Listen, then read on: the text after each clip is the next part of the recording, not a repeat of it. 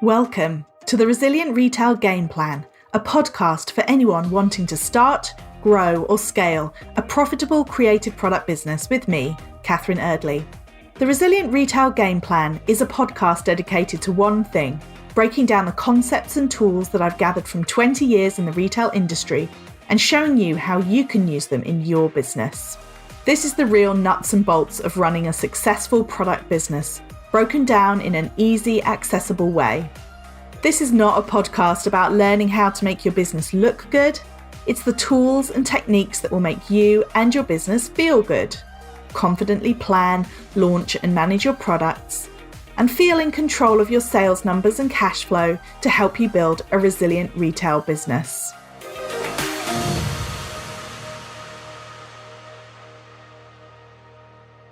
Welcome to episode 32 of the Resilient Retail Game Plan. My name is Catherine Eardley and I'm your host as well as the founder of the Resilient Retail Club. The Resilient Retail Club is my membership group for creative product businesses and you can find out more at resilientretailclub.com. Before I kick off today's episode, I'd love to invite you to take part in a survey that I'm running of creative product businesses. You can find it at resilientretailclub.com/survey. And what I'm aiming to do is to collect answers from as many product businesses as possible. It's all completely anonymous. And I will be creating a report on benchmarking basically for creative product businesses from this data and sharing it with you towards the end of the month. So there are a whole variety of questions. I get really specific, asking you things like how much you spent to set your business up, how much you spent in your first year, how much you pay yourself, what your website conversion rate is, how many orders you get on average in a week, and so on and so forth. And really the purpose behind this is to get some solid information that I can share with you. There's a lot of information out there about creative product businesses or about running a business in general that just isn't realistic. If you've ever seen any of that messaging around six-figure businesses or your path to seven figures, all of that kind of messaging, then you'll know what I'm talking about. There's lots of things that maybe will make people feel that if they're not turning over six figures right away, then there's something wrong with them. And I want to create a really realistic report that will be able to give you some solid information about how product businesses are doing in 2021 that I can share with you and you can then learn about for your own business. But to get that report, then I need your help. As I said, resilientretailclub.com/survey. It is a quick survey to fill out. It takes under 5 minutes. And I would love it if you would take part and share your answers with me so I can create some really useful information for everybody. Okay, so on to today's episode. This episode is really about looking at what's ahead for retail in 2021. Now, I did an episode around the turn of the year, which was about looking forward on retail trends in 2021. I wanted this one to be a little bit more specific. I wanted to look at what's going to happen for the rest of the year in terms of once the shops open up and things like that. It came from a question that I was asked during an Ask Me Anything session in the Resilient Retail Club. I do 2 sessions in my membership a month where basically members can ask me any questions they like. And we got talking about wholesale. In this particular instance, somebody was selling into a wholesale, into retailers, and they were curious to know what the outlook was for the rest of the year and what was going to happen once retail started to open up. And it gave me the idea for the podcast episode. I thought it would be really great to revisit this topic about retail in 2021 because we've learned an awful lot ever since I did that episode around the turn of the year. We obviously have the roadmap out of lockdown was announced a couple of weeks ago. And then more recently, the budget. So Rishi Sunak outlined his plans for business and for the economy in general as we're coming out of the pandemic. And that's what I want to dig into in this episode is I'm going to run through some of the things that we do know and go through really the questions that remain. It won't have all the answers, but what are the big themes and the big forces, if you like, that are shaping the retail industry in 2021? So what do we know so far? What have we learnt? Well, we know that non-essential retail will be reopening on April the 12th. And the timing of this, obviously, with the roadmap, it's been all about not dates, but data is the big catchphrase. So that could be subject to change. For retailers, in all honesty, I think a lot of the commentary that I'm reading from some of the retail industry organisations, people like the British Independent Retailers Association, BIRA, and the British Retail Consortium, while they recognise the need for caution, there's also a slight frustration that this does mean that Valentine's Day, Mother's Day, Easter, which are three major spending occasions in the spring season, they will all have passed by the time that the non-essential retail reopens. That said, a lot of other retailers that I spoke to were quite happy with the timeline in terms of it wasn't like having to turn on and off a tap. Prior lockdowns have ended and people have had to very quickly revert from their current business model where maybe they've been focusing more on the online sales. They've had to revert very quickly back to an offline model, and that's actually not the easiest thing to do. So at least this way, retailers have had a good few weeks to adjust and get ready to go for the 12th of April. Other things that we know now, we heard in the budget that there will be a £6,000 grant for non-essential retailers to help them reopen. They'll also be getting relief on their business rates until June, and then a 75% discount after that. Now, a lot of people were hoping for a full 12-month rates holiday, which was what was announced in Scotland. So actually what I'm talking about specific to England. And that was very much the hope. So again, the extension until June and then a discount is better than it reverting to full price on the rates. There's also been the extension of the furlough scheme going until September, which again will be helpful to retailers if they don't know exactly how many staff they're going to need once retailers reopen. And the other thing that wasn't in the budget is this online sales tax. So this was something that's been discussed. It was announced, then it won't be announced in the budget. It was something that will happen at the end of March. But there is some discussion about what happens to taxing online sales. That's the one thing that we don't really know if there's going to be a tax going forward. But hopefully, what I'm very much optimistic about is that this online sales tax, basically it's a tax trying to get some of Amazon's money, because Amazon famously doesn't pay much tax. Hopefully this tax will not affect smaller businesses. Hopefully it will be benchmarked only for people over a certain turnover. At least that's what I'm very much hoping that we'll see. Because obviously if you have an online sales tax, then it could be impacting these retail businesses that have had to pivot, that have had to do more with their online presence. If they're then getting taxed by that for their digital sales, then it's like a double whammy. So that's yet to be decided. That's yet to be discussed. Well, it's being worked on, but it's been yet to be announced. Let's put it that way. So that's what we know so far. Basically, there's a package of relief for physical retail. So we shall see how that goes.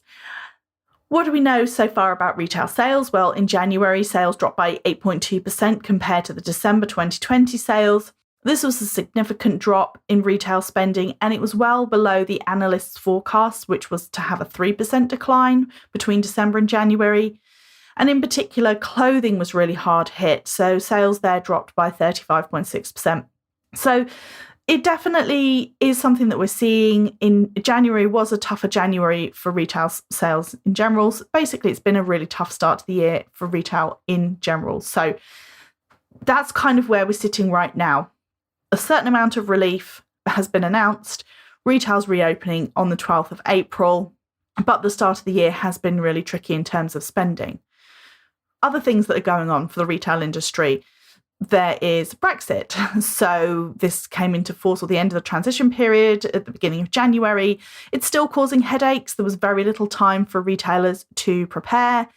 It's very unclear still for a lot of people that I talk to who ship to the EU. They're struggling with how to ship to customers without the customers ending up with a major charge at the end of it.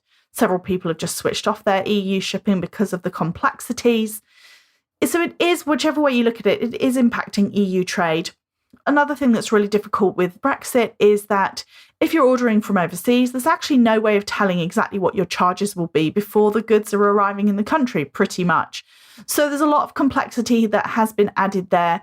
Again, the government did announce a grant to help cover costs. And if you're a small business, then you definitely can look into the small business grant that the government announced to help basically pay for advice and any paperwork or setup that's needed to help you deal with Brexit. But again, it feels a little bit like a bit of a sticking plaster because this is a temporary cost or a grant, whereas these problems are a major shift. So it's still up in the air. I don't think I've really heard a huge amount of people with a lot of EU customers who've come up with a really solid way of dealing with this. Okay, so that's kind of where we are. That's like a broad brush look at what's happening. The other thing as well, just to note, so tough start to the year, lots of impact in terms of things like Brexit if you are somebody who ships to the EU. Lots of measures announced in terms of support for small businesses, but waiting to see how effective they'll be and how much small businesses will recover. The other thing just to say as well is that we have seen this major shift to online sales. The figures that I read from the Office of National Statistics that releases their retail figures once a month, it's always a little bit of a time lag. So we're looking at January figures, even though we're now in March. So they were talking about the percentage of sales that happens online. This has had a major shift from 2020, when in January 2020, it was around 19.5%. And in January 2021, it was around 35%. So the percentage of sales that happens online has jumped massively during the pandemic and while the physical non-essential retail is closed, which makes a lot of sense. It's just a little staggering when you think about the fact that e-commerce began, roughly speaking, around 1995. So it took 25 years to go from 0% of all retail spend to 19%. And then in the last year, it's gone from 19 to 35%. So you can see then the real shift that has happened.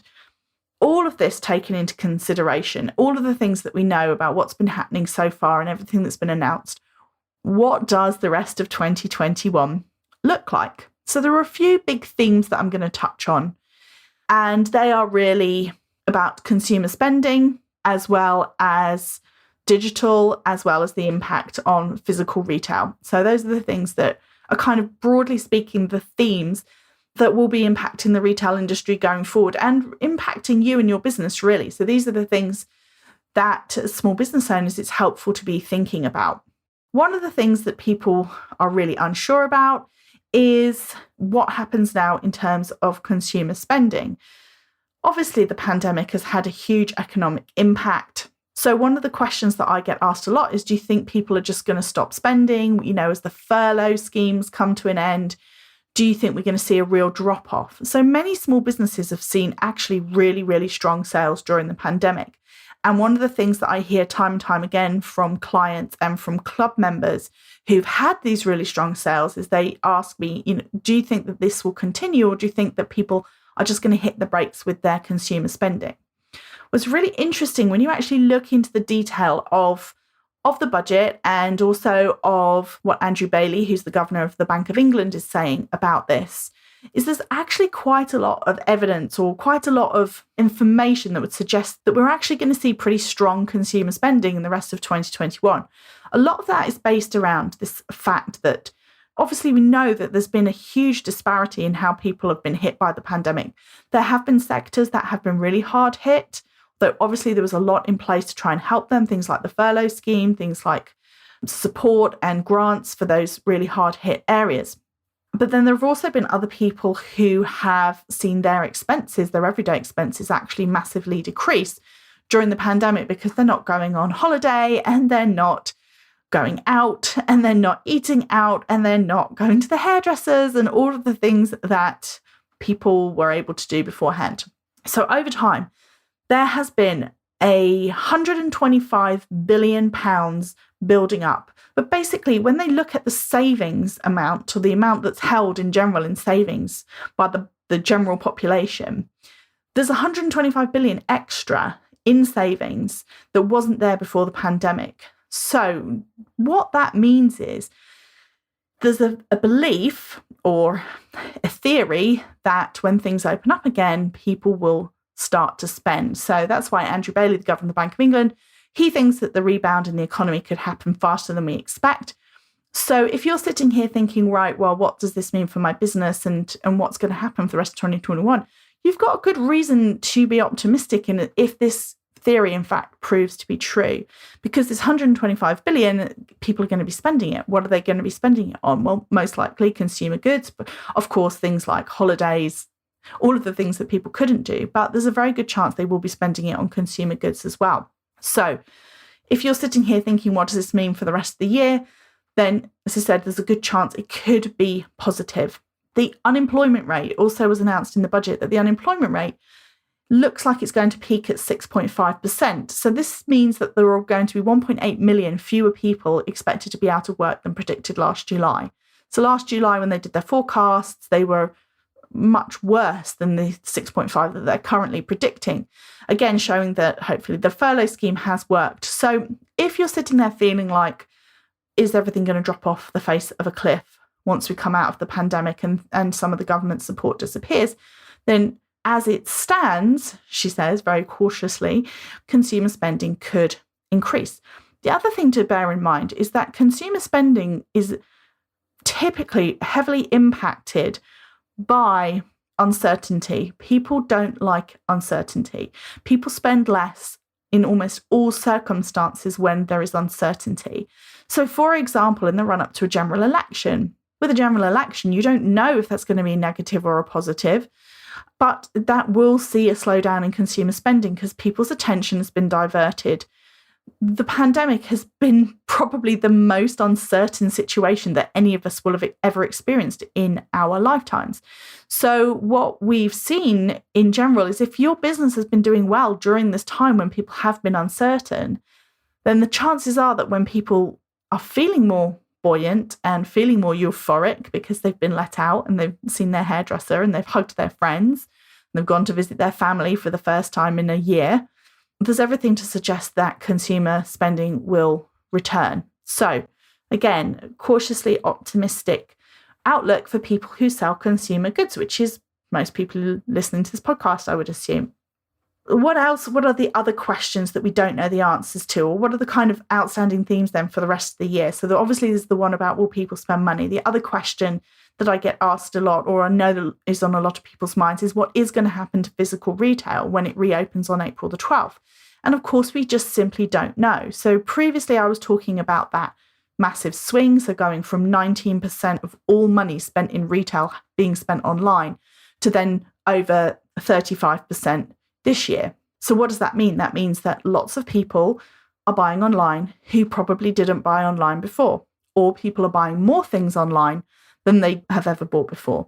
So online purchasing varies by product type. So for example, groceries historically has always had a very low penetration of online shopping. In other words, most people were buying their groceries in physical shops, whereas things like appliances or clothing has historically had a much higher penetration. So it varies by product type. So what we've seen with this shift to online shopping is that it's going to have meant that both certain demographics or certain people within those demographics who weren't online shoppers maybe now are online shoppers. And then there's also going to be those people who were online shoppers for some products that have now started buying other products online. So the question that we just have to see is what's going to happen when it reopens. Now, there is one theory that says that people will be very much ready to get back to physical shops. They will want to go, especially to their local shops. People have expressed more and more this desire to shop local and support independent businesses. There's lots of reasons to think that there will be a really strong rebound. And also just because people are tired. They're tired of staying at home. They're tired of shopping online. They want to go to the shops. They want to have that discovery and that excitement of seeing products in person. They want the instant gratification of picking something up, taking it to the till and then walking out with it, as opposed to waiting for it to be delivered, even if that delivery is going to come the next day. We just simply don't know. What I think is likely that we'll see, especially in the beginning, as lockdown is hopefully gradually but permanently increasing or releasing, I should say, is I think what we'll see is we'll see fewer people in shops. We saw this during last year when the shops were open over the summer, for example. We saw much lower footfall. Footfall was pretty much down around 50% for most of the time last year even when the shops were reopened. But actually the spending in shops wasn't down 50% because what had happened was you weren't getting these browsers. You weren't getting so many people who were just going to come in for a mooch around the shops. I think that will come, that behavior will come. They will want to shop in physical stores and they will want to have that experience of using shopping in their leisure time.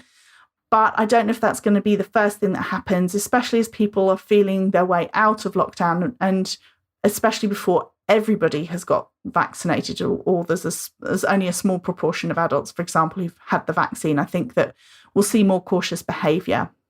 So what does this mean for you then as a business owner? So we know that there's certain things have been announced. There's lots of stuff we don't know. We don't know how many people are going to want to shop in physical stores. We don't know how many people are going to keep spending, although it feels like that could be really positive. I think that if you're listening to this and you're a product business and you are an online business, then I would suggest that there's a few things. If you were a business that maybe did have a wholesale arm that had to get put on hold because of the pandemic, or you really pulled back from it because of the pandemic, then now is the time for sure for you to be talking to any of your physical retailers, stockists, asking them, what they're doing to get ready to reopen and talking to them about your products. Why not have a catch up? Why not talk about hey, here's what you missed during the pandemic. This is what I've got available for you. Because these physical stores that are reopening, they're going to need to put their best foot forward. They're going to be looking for products to entice their customers in, and they are going to be wanting to show some fabulous new things to those customers. So why not get in touch? If you're an online retailer and you're worrying about whether or not your sales are going to step back massively, I would challenge that belief. I think there's a lot of evidence, as I said, that extra 125 billion that suggests that people will continue to spend. And I also think as well, don't forget, if you've had a sales boom over the pandemic, then you're never going to have not had those customers. Those customers are now your customers. And if you go with this theory about there's nobody more likely to buy from you than someone who's already bought from you, then the fact that you've had those extra customers during this time means that that's something that you can really work with. Make sure that you keep talking to them. Make sure that you keep your previous customers in the loop and you keep on reaching out to them. So there's every reason to believe that that will continue. And if you're a physical retailer, then again, there's lots of reasons to be optimistic. Obviously, it is very nerve-wracking. We don't know exactly what's going to happen on the 12th of April, but there are a lot of people who really want to support small and local businesses and they really want to see them succeed. So make sure that your messaging is upbeat and positive about how people can come support you, show their support for shopping local. Shopping local and shopping with independent brands is something that, as I've been talking about in many episodes of this podcast, it is something that is becoming more and more important to a lot of people. And I don't think we can really underestimate that. I think that this will make the bumps in the road for product businesses this year will be less than maybe even some other sectors, because not only is there this potential upswing in customer spending, but then also there's this growing desire to shop local, to support small. And so just keep talking about it. Don't get stuck in that fear that this is it for your business. And even if you've had a good year so far, it's all going to drop off a cliff. I think we will see dips in online sales at certain times. I think when the shops reopen, then people may get distracted. And if people do start going out to stores more, then we may see some lessening of that. But the other thing I would just say as well to physical retailers is that don't forget that your digital presence is still one of your best tools, even once you've reopened. And if you think about the fact that people don't necessarily want to kind of come and just have a little wander around the shops and find things, most likely what we were seeing last year was that people wanted to research before they went to the shops. And that is where your digital presence is absolutely crucial. So make sure when you're messaging people about coming to the physical store, that you're telling them what you've got, that you're sharing what's in store on your website, on your social media, that you're giving them updated information about your new products that you've been getting in so that they know what to expect and they have a reason to come and see you. So again, as that footfall may be lower to start with, but what we are seeing, the good thing is that when people do come out, they have a high intent to buy, which means that if they're coming into your store, they're much more likely to buy from you. So make sure that they've got a reason to come and use those digital channels that you've had to rely on during the pandemic when the stores are shut, and make sure that you're using them to drive people into stores. And also remembering that the kind of customer that interacts with you in a physical space as well as on an online space, they're going to be your most loyal customers. So we typically see that multi-channel customers, people who've interacted with you in more than one place, tend to spend more, they tend to be more loyal, they tend to come back more frequently. So there's lots of reasons to keep encouraging, not just, okay, now I've got my physical store reopened, that's it, I'm going to switch off my digital channels, but keeping that movement going between them. And when they're in store, making sure that they are checking out your social media, making sure that you are getting them on your email list. So there's lots of reasons to keep pushing that digital presence. So I hope that this episode made you feel a little bit more optimistic. As I said, there are still things that we don't know. We're waiting at the end of March to find out more about this online sales tax. It does seem like it's possible it will completely bypass small businesses. So it could be something that comes in only for businesses over a certain turnover. And it looks like it will be reasonably small, maybe a 1 or 2% online sales tax. So it is not necessarily going to be a huge issue, especially not for smaller businesses. It seems like it's more, as I said, really aimed at Amazon. But there is a lot more to go in this year. Obviously, we can't really predict how it's going to all work out, but I hope that this episode has left you feeling a little bit more optimistic. I think that there's lots of things working in the favour of small and independent businesses. Don't forget, again, to keep shouting about the fact that you're a small and independent business. Keep shouting about the fact that you're family run, that it's a small team, that it's maybe even if it's just you, that those are all things that customers just increasingly want to support, they want to get behind. So even if we don't see this upsurge in customer spending that the Bank of England is predicting, then we could well see an upsurge in spending in independent businesses. Around Christmas, there was a really great survey done by Enterprise Nation, and I mentioned it in the podcast that I did around that time, all about people's intent to shop small. And it was a really great example of how more and more people were actively planning on shopping small at Christmas. And I think that will keep going into 2021. So as to use my pie analogy, even if the overall spending pie keeps getting smaller because this resurgence of spending doesn't happen, then the piece of that pie that is being given to independent and small retailers and product businesses is going to keep growing. So there's every reason to suggest that 2021 will be a good year for retail businesses. Thank you so much for tuning in. I really enjoyed this episode. I know it was a little bit heavy on the facts and figures, but I think that it's really fascinating to kind of dig into some of the statistics and the information that we're reading and to kind of look at the numbers behind the headlines. It can feel like a really scary time. I know a lot of people I spoke to who were really sobered by the fact that, for example, ASOS bought Arcadia or Topshop and other brands, but without the store portfolio. And obviously Boohoo did the same with Debenhams. And it did definitely send some sort of shockwaves through people who really felt like, well, is this it? Is this the end of the high street? But I think that, as I've said before, I think that big chains that don't have this purpose, that don't have this connection with their customer, are fighting a very different battle to that small businesses are fighting right now. I mean, obviously, I sort of touched on Brexit. I didn't really go into it in that much detail. I am hoping that maybe there will be solutions that emerge throughout this year, even if it's sort of intermediaries. I've seen a couple start springing up and advertising where it's a question of you send your goods to sort of an EU distribution hub to kind of work through some of the complexities about sending to customers in Europe. I'm not really sure. We'll wait and see what happens there. But rather than it all being doom and gloom, again, I actually think this could be a really positive, optimistic year for the retail industry, especially the small and independent part. If you've enjoyed this podcast, then do please come over to Instagram at Resilient Retail Club and tag me where you're listening. I do always love to see where you are listening in from. Please also, if you have a minute, it just takes a few seconds, do rate and review the podcast on iTunes. And if you subscribe, then you will be the first to hear about new episodes as they are released. And as I mentioned at the beginning, if you want to help contribute to my report on the state of product businesses in 2021, then do please head over to resilientretailclub.com/survey and take a few minutes out of your day to fill out my completely anonymous survey that digs into the detail and the reality behind running a product business. Until next time.